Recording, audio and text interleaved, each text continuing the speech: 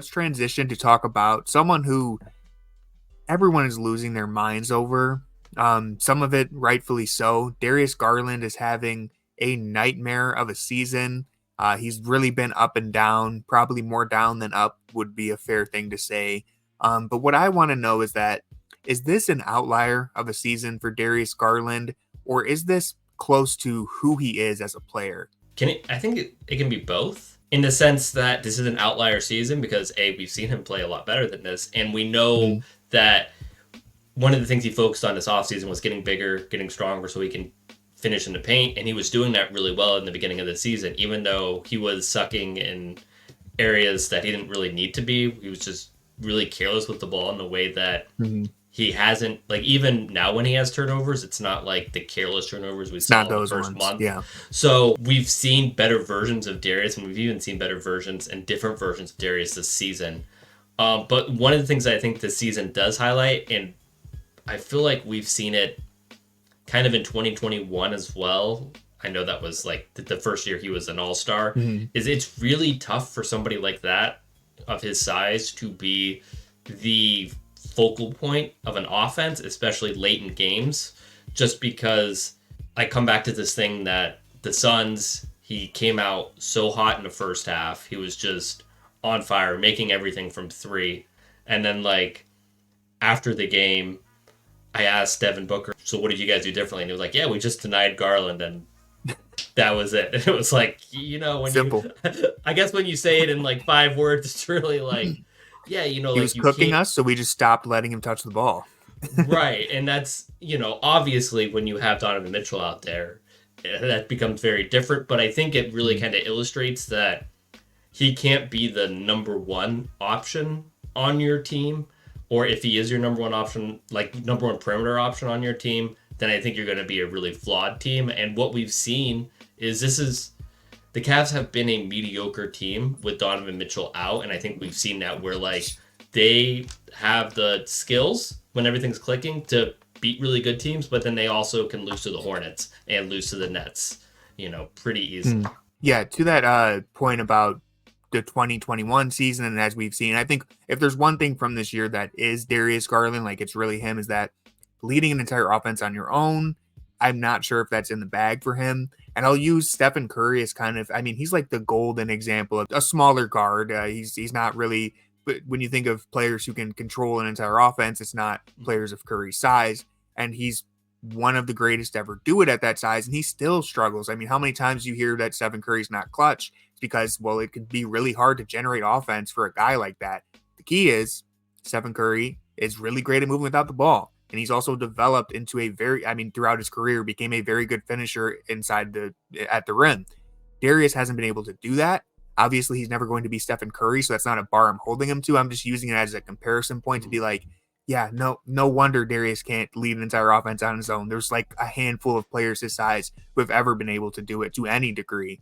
So I think that's really good to bring up. Yeah, and like when we talk about Steph, he just moved so much off ball, and he has such a trust in Draymond to really just kind of orchestrate everything. And not that Darius doesn't trust Donovan, but that chemistry is so untapped. And there's really no other person to trust when Donovan's not out there, which makes it really tough because Karis is really good at setting up the bigs, but he's not really good at like spraying out to the perimeter, and he's not really good at, finding Darius Garland when he's coming off a screen, cutting to the, baseline like he was at the end of last game, and Karis said, no, I'm just not going to pass it to you and inbound it elsewhere. So, like it's kind of the circumstance, but also I feel like this season really highlighted that your turn, my turn isn't the way for Darius to go, and that he needs to further develop his game so that he can fit in with a Donovan Mitchell. Because even if it's not Donovan Mitchell,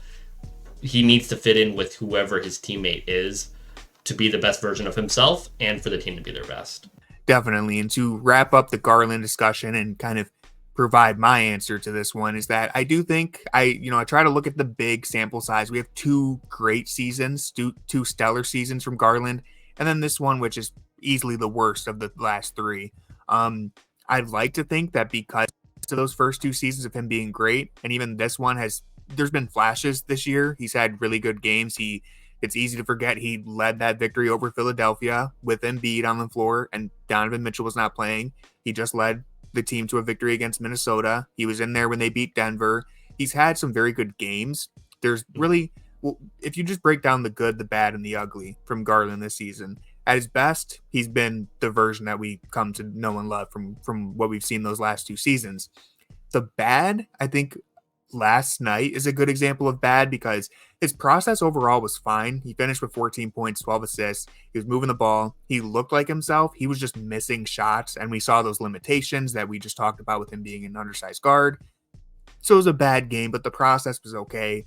And then you think of the ugly, which were some of those careless turnovers earlier in the year, not shooting the ball, which he actually did down the stretch against Charlotte. He had a couple open looks that he turned down, over dribbling, just not looking like a competent floor general, just not making quick decisions. That's the ugly. And we've seen all of that this year.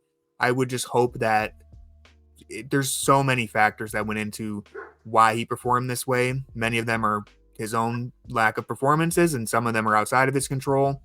I hope that next year, or even in the playoffs, we see some sort of bounce back. It's just tough because he doesn't, like, he's so reliant on his outside shot that he doesn't have another way to consistently score that is really reliable. Like, you think of Trae Young, who's an incredibly streaky outside shooter. Trae Young gets to the line so much, and like Darius, that's just not a part of his game. So it just makes it really tough.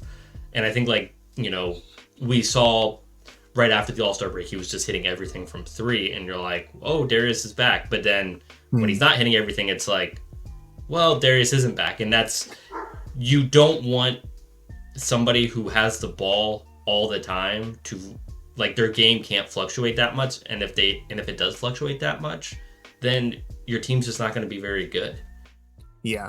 And I think to wrap up the DG discussion, I think we have seen the blueprint for the complete version of Garland. Think at the beginning of the year, he was career high rate getting to the line, finishing at the rim, but we had those careless turnovers and he wasn't shooting the ball well. And then you have the complete opposite when he comes back from the All-Star break, where he's shooting the lights out, but he can't get to the free throw line. He can't finish at the rim, and he's cleaned up the turnovers, but there's just really no juice to the offense. If you can see him put that all together next year, we're back in business, baby.